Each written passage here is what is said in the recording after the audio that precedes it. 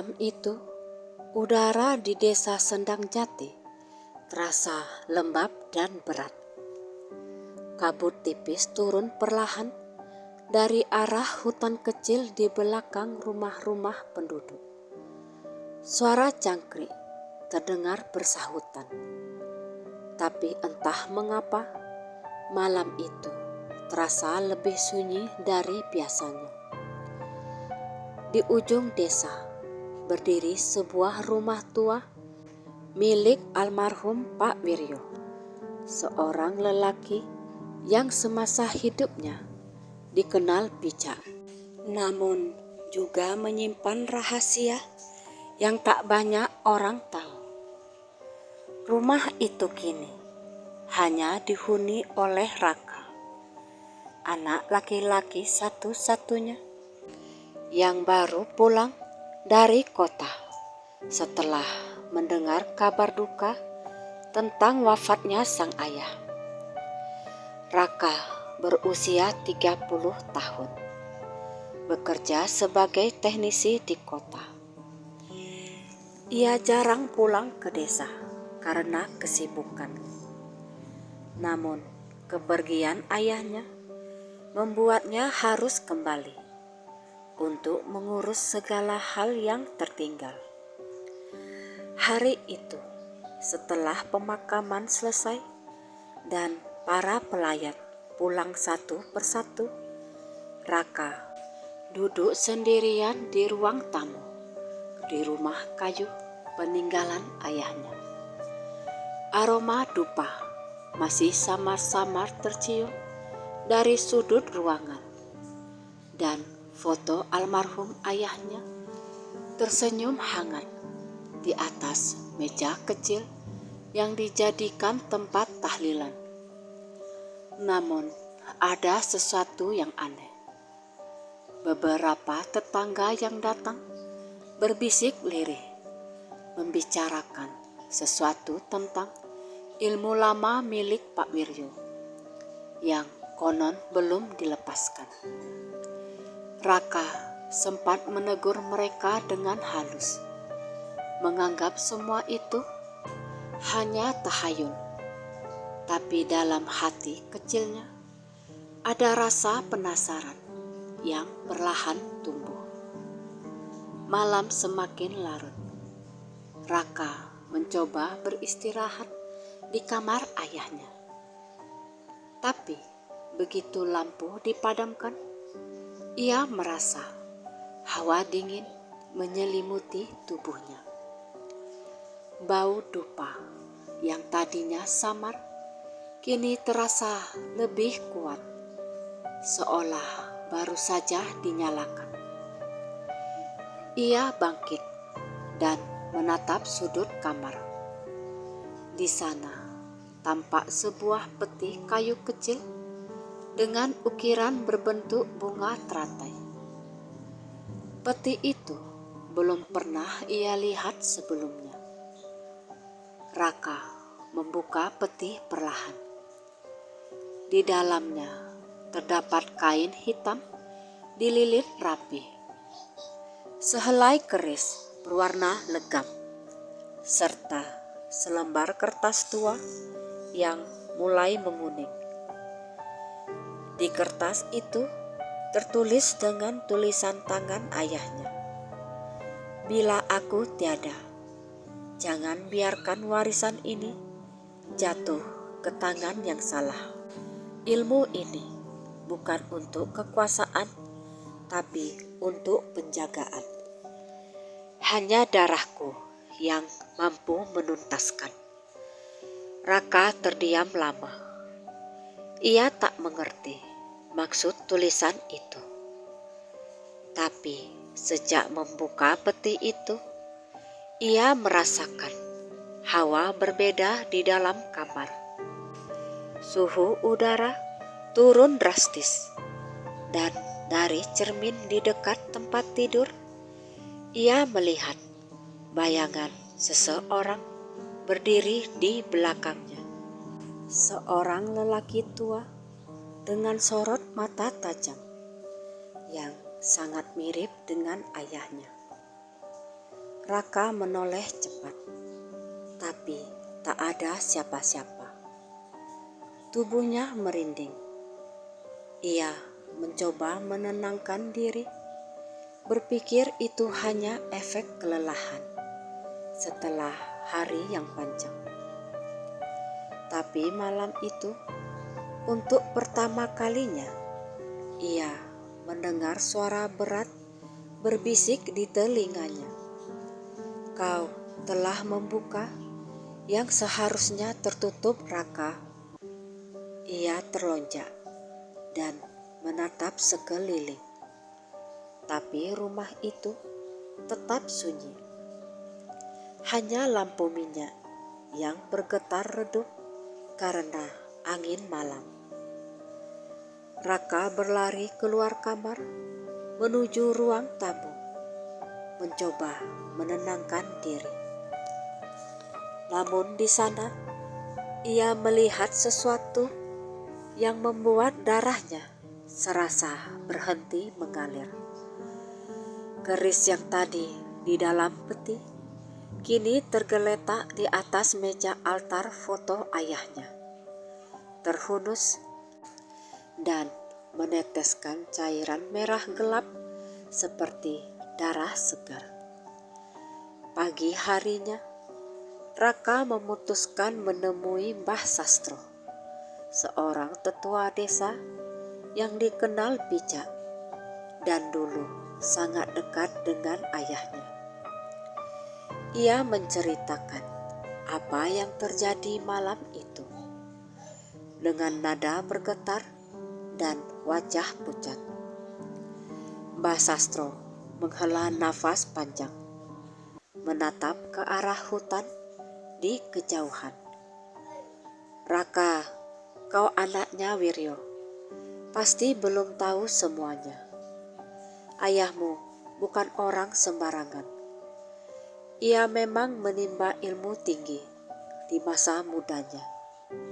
Ilmu yang disebut Pangruwating Jaga. Ilmu itu digunakan untuk menolak gangguan makhluk halus dan menjaga keseimbangan desa ini. Raka mengernyit. Tapi kenapa aku seperti diganggu, Mbah? Kalau ilmu itu baik, seharusnya tak membuatku takut. Karena ilmu itu belum dilepas. Selama masih ada warisannya, entah keris, mantra, atau niat yang belum diselesaikan, roh pemiliknya belum benar-benar tenang. Raka terdiam. Kata-kata itu bergema di kepalanya. Ia mulai memahami bahwa mungkin ayahnya meninggalkan sesuatu yang harus ia selesaikan. Tapi apa itu? Sorenya, ketika Raka kembali ke rumah, ia melihat seekor burung gagak hitam bertengger di pagar depan. Burung itu menatapnya lama, seolah mengawasi setiap gerakannya. Di saat yang sama, angin berhembus membawa suara samar dari arah dapur. Jangan biarkan mereka mengambilnya. Raka mematung. Ia merasa suara itu adalah suara ayahnya. Malam berikutnya, ia memutuskan untuk membaca ulang surat yang ditemukan di dalam peti. Di balik kertas, ternyata ada tulisan kecil tersembunyi, tertulis dalam bahasa Jawa halus, namun masih bisa ia pahami. Jika ilmu ini tak dilepaskan oleh darah keturunanku, ia akan mencari sendiri jalan untuk pulang. Raka menelan ludah. Tiba-tiba lampu minyak di ruang tamu padam dengan sendirinya. Hawa dingin kembali menyelimuti Dan dari balik cermin, sosok bayangan ayahnya muncul lagi. Kali ini lebih jelas, dengan sorot mata sedih. "Raka, selesaikanlah." Sejak malam itu, tidur menjadi hal yang mustahil bagi Raka. Setiap kali ia mencoba memejamkan mata, selalu ada bayangan samar menyerupai ayahnya yang muncul di sudut kamar. Terkadang sosok itu hanya diam menatapnya dari kejauhan. Namun kadang juga tampak seperti sedang berusaha menyampaikan sesuatu. Pagi ketiga setelah pemakaman, Raka memutuskan membereskan seluruh isi rumah. Ia berharap dengan merapikan peninggalan ayahnya, semua gangguan akan segera reda. Namun, di bawah tumpukan kain batik lama di lemari kayu, ia menemukan sebuah buku kecil bersampul kulit hitam. Di sampulnya tertera tulisan halus yang hampir pudar. "Kitab Pawening Rasa." Raka membuka halaman pertama dengan hati-hati. Tulisan tangan itu jelas milik ayahnya. Di dalamnya terdapat catatan-catatan aneh seperti mantra, doa, dan simbol-simbol yang tak ia pahami. Tapi ada satu halaman yang membuatnya berhenti membaca. Di sana tertulis, "Jika kelak anakku menemukan kitab ini, ketahuilah penjaga itu akan datang menagih janji. Jangan takut, ia bukan musuh. Tapi bila kau menolak takdirmu, ia akan membawa jiwa ke alam antara." Raka menutup kitab itu buru-buru. Ia mulai menyesal telah membuka peti malam itu. Namun, di saat bersamaan, rasa penasaran menuntunnya untuk mencari tahu lebih jauh. Menjelang sore, Raka kembali menemui Mbah Sastro. Lelaki tua itu duduk di serambi rumahnya sambil mengunyah sirih. Ketika Raka menyerahkan kitab kulit hitam itu, Mbah Sastro terdiam cukup lama. Matanya berkaca-kaca seolah mengingat sesuatu yang jauh di masa lalu. "Ini ternyata rupanya masih ada," gumamnya lirih. "Aku pikir kitab ini sudah dimusnahkan oleh ayahmu sendiri." "Apa sebenarnya isi kitab ini, Mbah?" tanya Raka hati-hati. "Kenapa ayah menyembunyikannya?" Mbah Sastro menatap Raka lekat-lekat. "Kitab ini berisi ilmu yang sangat tua, Nak. Ilmu penolak bala, sekaligus pengikat alam gaib. Dulu, ayahmu mempelajarinya bukan untuk kekuasaan, tapi untuk melindungi desa ini. Banyak makhluk yang mencoba mengusik ketenangan Sendang Jati, penunggu hutan, jin air di sungai belakang, sampai arwah-arwah penasaran yang gentayangan. Namun, ketika usianya menua, ayahmu berniat melepaskan semua ikatan itu. Sayangnya, tak sempat." "Tak sempat? Maksudnya, Mbah?" "Ya," jawab Mbah Sastro pelan. "Ilmu yang belum dilepaskan harus diteruskan oleh darahnya.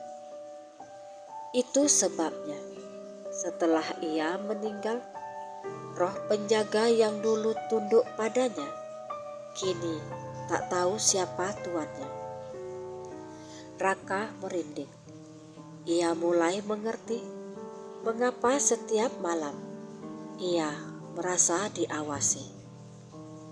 Mungkin para penjaga itu sedang mencari pemimpin barunya, dan darah keturunan Pak Wiryo satu-satunya hanyalah dirinya. Malam itu Raka berusaha memberanikan diri. Ia menyalakan dupa di ruang tengah, meletakkan keris ayahnya di atas meja, dan menyalakan lampu minyak.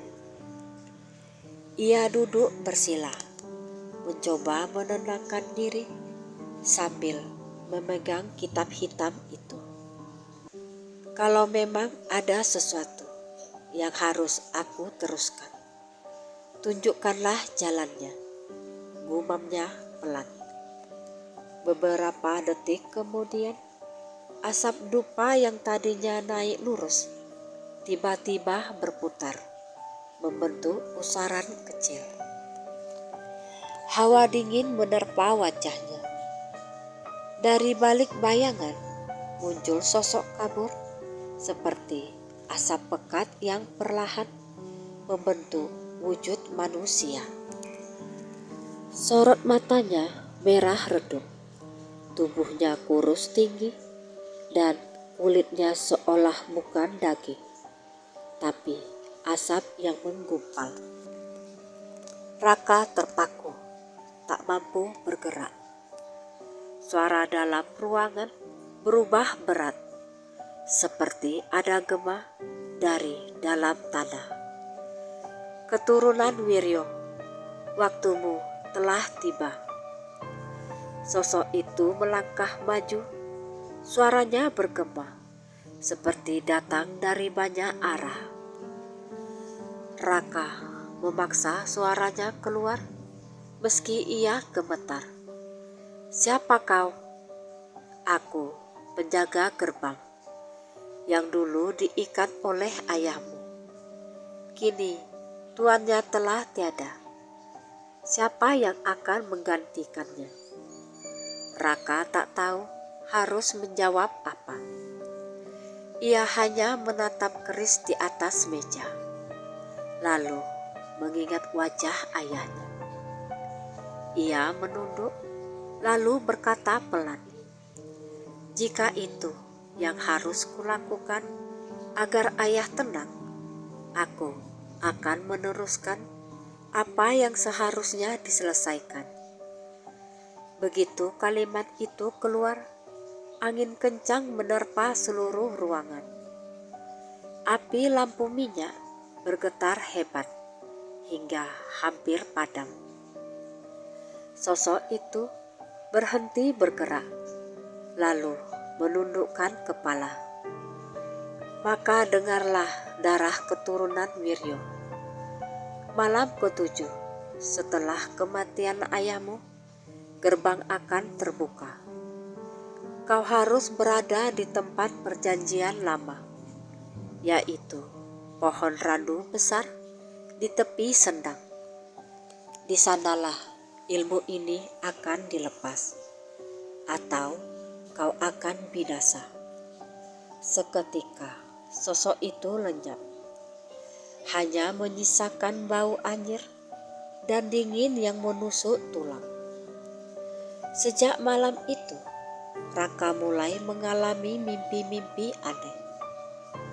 Dalam tidurnya, ia sering melihat sosok ayahnya berdiri di tepi telaga, menatap randu tua yang menjulang tinggi di sisi hutan.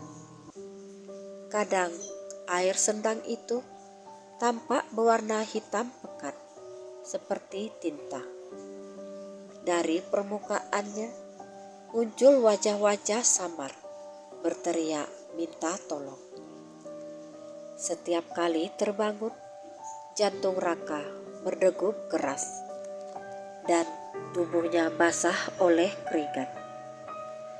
Tapi entah mengapa, meski diliputi ketakutan, ia merasa harus menyelesaikan semua itu. Ada dorongan batin yang kuat, seperti panggilan dari dalam darahnya sendiri.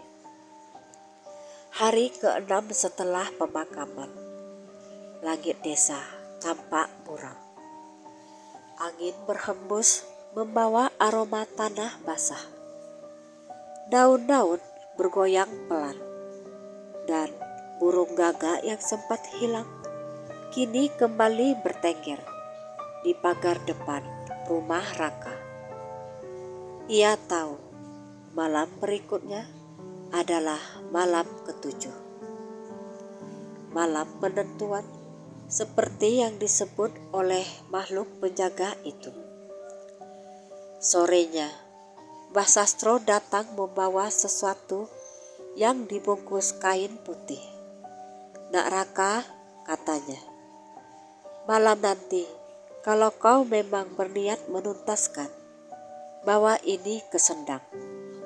Ini adalah dupa khusus dan air yang dulu digunakan ayahmu untuk memanggil penjaga gerbang. Jangan sampai salah niat." Raka menerima bungkusan itu dengan tangan gemetar. "Mbah, apa benar aku bisa melakukannya? Aku tidak punya kemampuan seperti ayah." Mbah Sastro menatapnya dalam-dalam. Yang dibutuhkan bukan kemampuan, tapi niat yang lurus. Ilmu hitam tak akan pernah berkuasa atas hati yang bersih. Menjelang malam, Raka bersiap. Ia mengenakan pakaian hitam sederhana, membawa dupa, air dalam kendi kecil, serta kitab dan keris peninggalan ayahnya. Langit gelap tanpa bintang, hanya suara angin yang melenguh panjang dari arah hutan. Ia melangkah menuju Sendang, di mana pohon randu besar berdiri seperti raksasa tua yang menyimpan rahasia zaman. Di bawah randu itu, tanah terasa lembab, dan permukaan air Sendang beriak meski tak ada angin. Raka menyalakan dupa, meletakkan kitab di hadapannya, lalu berlutut. Ia menutup mata dan mengucapkan doa seperti yang diajarkan Mbah Sastro. Namun, belum sempat selesai, tanah di sekitarnya bergetar pelan. Dari arah Sendang muncul kabut tebal yang berputar mengelilingi pohon randu. Suara gemuruh terdengar, lalu muncul cahaya kehijauan dari dasar air.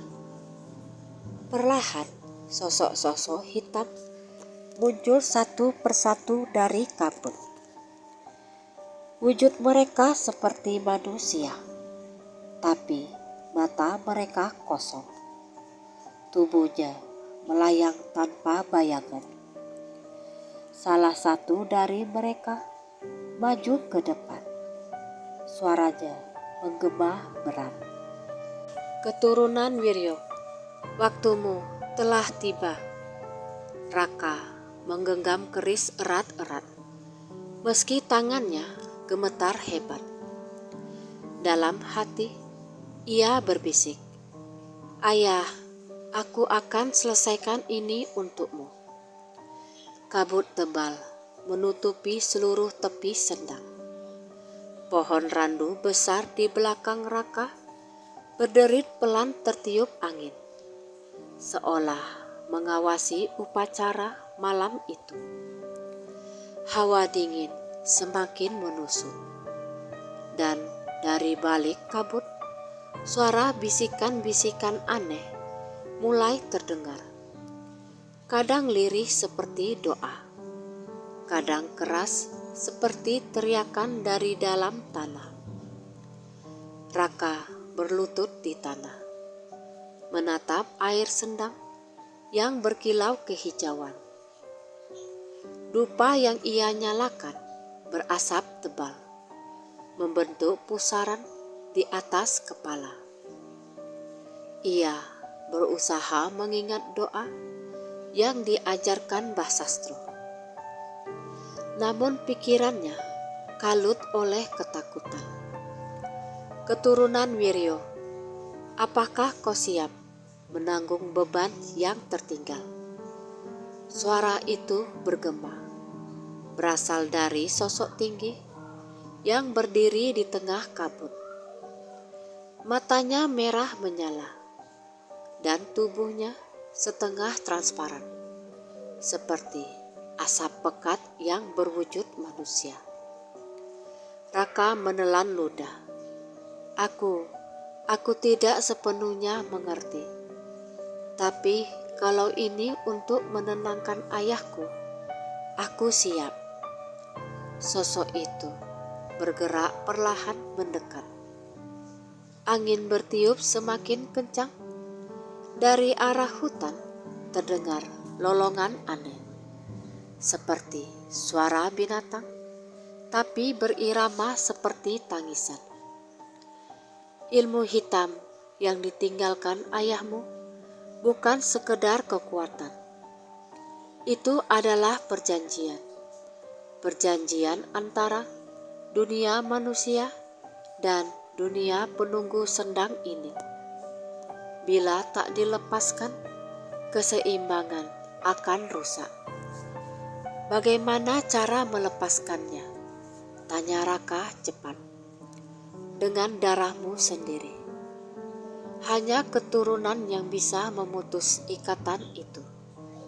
Kau harus meneteskan darahmu pada keris dan membacakan mantra terakhir dari kitab itu. Raka terdiam. Tangan kirinya gemetar memegang kitab hitam. Ia membuka halaman terakhir yang selama ini terasa berat untuk dibuka. Tulisan di sana nyaris pudar, namun bisa terbaca. Sangkan paraning kawula marang Gusti. Lepaslah segala ikatan yang bukan milik manusia. Ia menggigit bibir, lalu menarik nafas panjang. Namun, baru saja ia mengangkat keris, tanah di sekitarnya bergetar keras. Kabut menebal, dan sosok-sosok lain muncul. Makhluk-makhluk hitam dengan wajah menyeramkan, sebagian besar tanpa mata, sebagian lagi membawa rantai api yang menjalar di tubuh mereka. Sosok penjaga tadi menoleh dengan sorot mata tajam. Mereka datang menagih kekuasaan lama ayahmu. Cepat lakukan sebelum terlambat. Raka tak berpikir lagi. Ia menggigit ujung jarinya hingga darah menetes di bilah keris. Api dari dupa seketika menyala tinggi, berubah warna menjadi biru. Ia membaca kalimat di kitab dengan suara bergetar. Sangkan paraning kawula marang Gusti. Lepaslah ikatan dunia ini. Seketika angin berputar hebat, membuat seluruh pepohonan di sekitar sendang bergoyang. Dari air muncul pusaran besar berwarna hitam, dan dari dalamnya keluar wajah-wajah mengerikan yang menjerit kesakitan. Tidak, jangan bebaskan dia. Ilmu itu milik kami. Suara-suara itu bergema bersahut-sahutan. Raka hampir kehilangan keseimbangan. Tubuhnya terhempas ke tanah. Namun saat itu juga ia melihat sesuatu di permukaan air.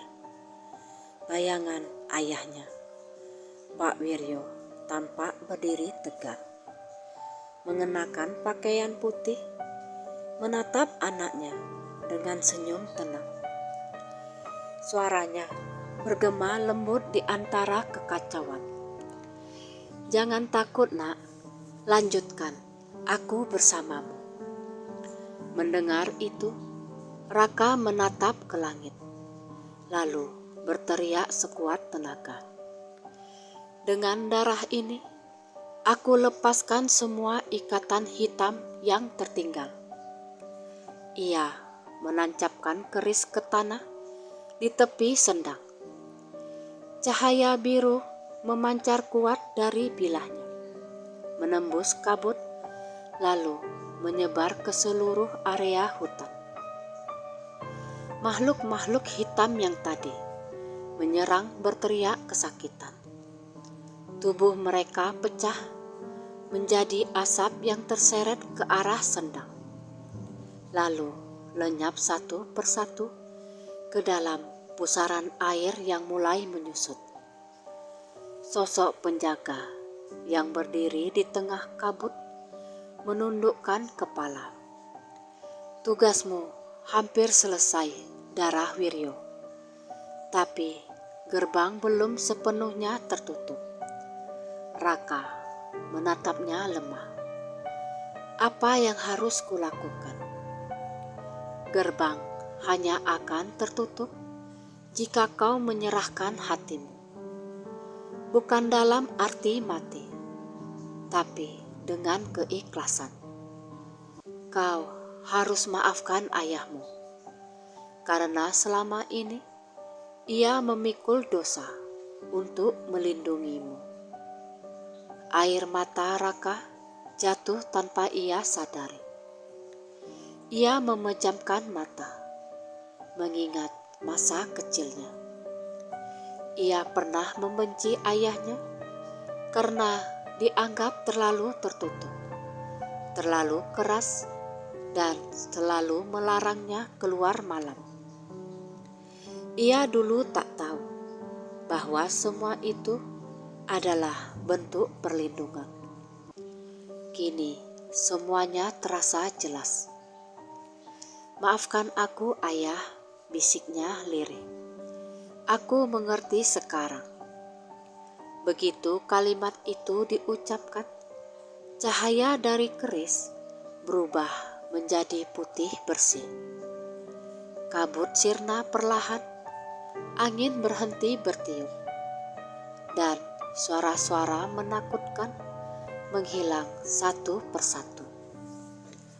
Permukaan sendang kini tenang. Airnya jernih, memantulkan bayangan bulan yang muncul di sela awan. Sosok penjaga menatap Raka sekali lagi. "Perjanjian telah berakhir. Dunia kami tak akan lagi mengganggu dunia kalian." Ia lalu membungkuk hormat sebelum wujudnya menghilang dalam cahaya lembut. Raka terduduk lemas di tanah. Nafasnya berat, tangan dan bajunya kotor bercampur lumpur. Dupa di depannya sudah padam. Hanya ada asap tipis yang tersisa. Tapi untuk pertama kalinya sejak kematian ayahnya, ia merasa damai. Hawa hangat menyelimuti sekeliling, dan dari kejauhan terdengar suara burung malam kembali bernyanyi. Ketika ia menatap air sendang, wajah ayahnya tampak lagi. Kali ini tersenyum dengan tenang. tanpa bayangan sedih seperti sebelumnya. Terima kasih nak, kini aku bisa pergi dengan tenang. Wajah itu perlahan menghilang bersama riak air yang lembut. Raka menatapnya lama hingga air matanya jatuh lagi. Namun kali ini bukan karena takut, melainkan lega. Keesokan paginya, Mbah Sastro menemukan Raka tertidur di tepi sendang dengan kitab hitam di dadanya dan keris yang menancap di tanah. Saat dibangunkan, Raka hanya tersenyum tenang. "Sudah selesai, Mbah," katanya pelan. "Ayah sudah tenang sekarang." Mbah Sastro mengangguk pelan, menatap sendang yang kini tampak biasa saja, tanpa aura aneh seperti sebelumnya. "Kau telah menuntaskan warisan yang tertinggal, nak. Tak banyak yang bisa melakukan itu." Raka hanya mengangguk, lalu berjalan pulang perlahan. Tapi di langkahnya ada keyakinan baru bahwa ia bukan lagi sekedar anak yang kembali ke desa karena duka, melainkan penerus kebaikan yang selama ini disembunyikan oleh ayahnya. Namun jauh di dalam sendang, di dasar air yang tenang, sesuatu masih berkilau samar, seperti serpihan cahaya yang belum padam, seolah menunggu waktu untuk bangkit lagi jika manusia lupa menjaga keseimbangannya. 3 bulan telah berlalu sejak malam ketika Raka menuntaskan perjanjian lama di tepi sendang. Desa Sendang Jati kini terasa lebih damai dari sebelumnya. Tidak ada lagi kabar tentang suara-suara aneh dari hutan. Tidak ada lagi bayangan hitam melintas di jalanan saat malam. Dan tidak ada lagi warga yang mengeluh diganggu makhluk halus. Setiap pagi, udara terasa segar, dan suara ayam berkokok mengisi halaman rumah. Raka kini menetap di rumah peninggalan ayahnya. Ia tidak kembali ke kota. Di desa, ia memperbaiki rumah, membersihkan pekarangan, dan mulai menanam sayur di belakang rumah, seperti yang dulu dilakukan ayahnya. Ia merasa lebih tenang, seolah jiwanya sudah menemukan tempat yang semestinya. Namun, meski kehidupan berjalan normal, sesekali ia masih bermimpi tentang sendang itu. Dalam mimpinya, airnya selalu jernih berkilau, dan di tengah permukaannya tampak cahaya lembut yang melingkar perlahan. Cahaya itu selalu membuatnya merasa hangat, seolah sedang diawasi oleh sesuatu yang penuh kasih. Suatu pagi, Mbah Sastro datang ke rumah, membawa sekeranjang pisang dan beberapa batang dupa. "Untuk ayahmu," katanya sambil tersenyum. "Sudah saatnya kita mendoakan beliau dengan hati yang ringan, bukan dengan rasa takut." Raka mengangguk. Ia menyiapkan tempat kecil di ruang tengah, menyalakan dupa, lalu menunduk. Saat asap dupa mulai menari di udara, Ia merasakan hawa lembut menyelimuti ruangan. Aroma itu mengingatkannya pada masa kecil, ketika ayahnya duduk membaca kitab tua sambil menyalakan dupa dengan cara yang sama. Bedanya, kini tak ada rahasia, tak ada ketakutan, hanya rasa rindu dan doa yang tulus. Mbah Sastro duduk di kursi bambu, menatap foto Pak Wiryo di dinding. Dulu, katanya perlahan, ayahmu memohon agar aku berjanji menjaga desa bila sesuatu terjadi padanya. Ia tahu bahwa ilmu yang dia bawa berat, tapi ia tak pernah ingin anaknya menanggung beban yang sama. Hanya saja takdir sering berputar di luar kendali manusia. Raka mendengarkan dengan tenang. Mungkin memang begitu, Mbah. Aku tak marah lagi. Sekarang aku mengerti kenapa ayah jarang bicara tentang masa lalunya. Dan itu yang membuatmu berbeda, Nak, ujar Mbah Sastro. Kau tidak meneruskan ilmunya untuk berkuasa, tapi untuk menenangkan. Itulah makna sejati dari ilmu yang ditinggalkan ayahmu.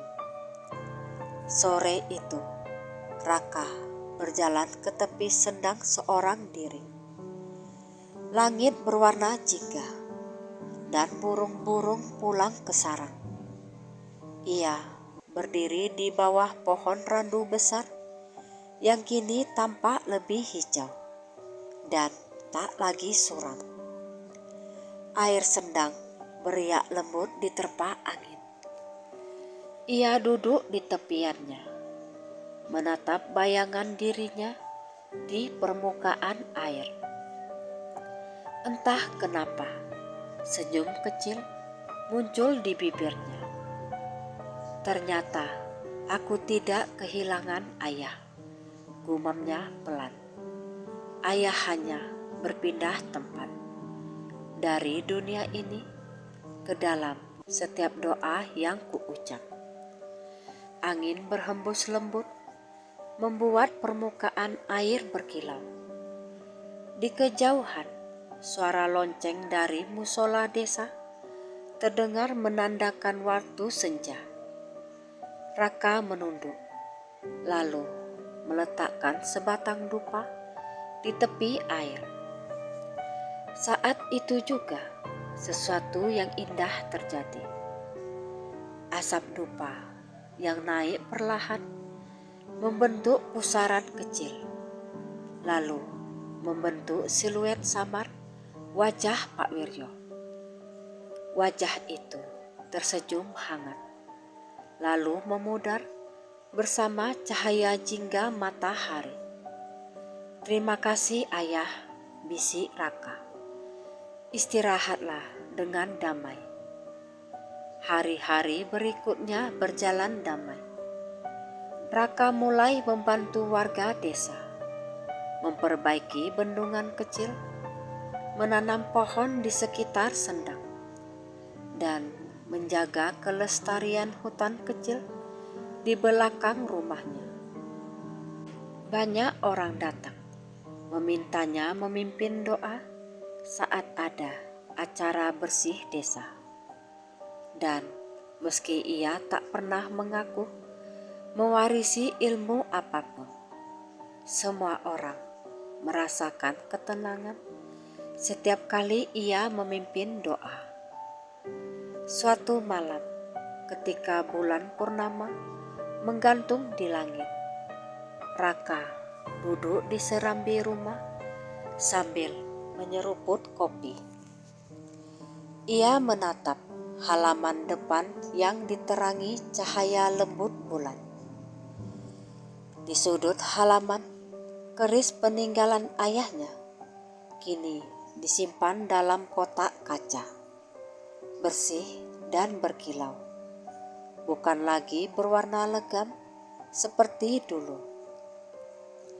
Tiba-tiba angin berhembus pelan, membawa aroma dupa. Ia menoleh, dan untuk sesaat ia melihat bayangan ayahnya duduk di kursi bambu di sampingnya, seperti dulu saat mereka masih sering berbincang di sore hari. Wajahnya damai, matanya menatap penuh kasih. Raka tersenyum kecil. Ayah, aku menjaga semuanya. Desa ini, rumah ini, dan ilmu yang dulu kau lindungi. Aku tidak akan biarkan siapapun menyalahgunakannya. Bayangan itu tersenyum kembali, lalu memudar bersama angin malam. Raka menatap kosong ke depan, namun hatinya hangat. Ia tahu ayahnya tidak benar-benar pergi, hanya berpindah ke tempat di mana doa bisa menjadi jembatan. Beberapa minggu kemudian, saat hujan pertama turun setelah musim kemarau panjang, warga desa menemukan sesuatu yang aneh di tepi sendang di antara rerumputan basah.